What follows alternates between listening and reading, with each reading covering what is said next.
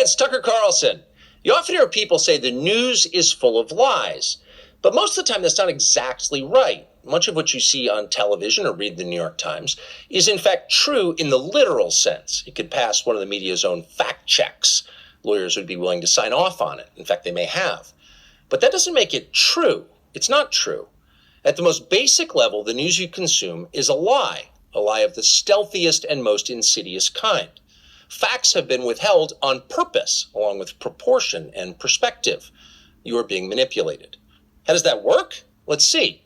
If I tell you that a man has been unjustly arrested for armed robbery, that is not, strictly speaking, a lie. He may have been framed. At this point, there's been no trial, so no one can really say.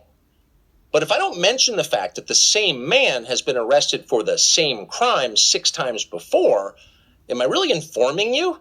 No, I'm not. I'm misleading you.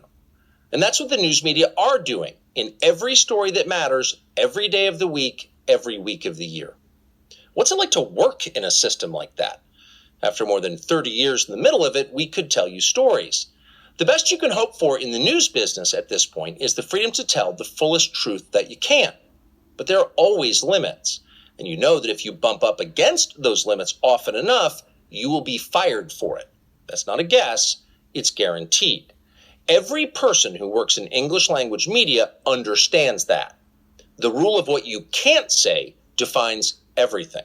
It's filthy, really, and it's utterly corrupting. You can't have a free society if people aren't allowed to say what they think is true. Speech is the fundamental prerequisite for democracy. That's why it's enshrined in the first of our constitutional amendments. Amazingly, as of tonight, there aren't many platforms left that allow free speech. The last big one remaining in the world, the only one, is Twitter, where we are now. Twitter has long served as the place where our national conversation incubates and develops. Twitter is not a partisan site. Everybody's allowed here, and we think that's a good thing.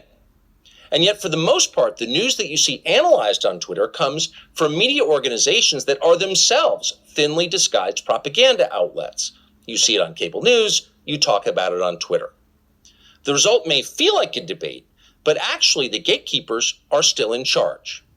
We think that's a bad system. We know exactly how it works, and we're sick of it. Starting soon, we'll be bringing a new version of the show we've been doing for the last 6.5 years to Twitter. We'll be bringing some other things too, which we'll tell you about.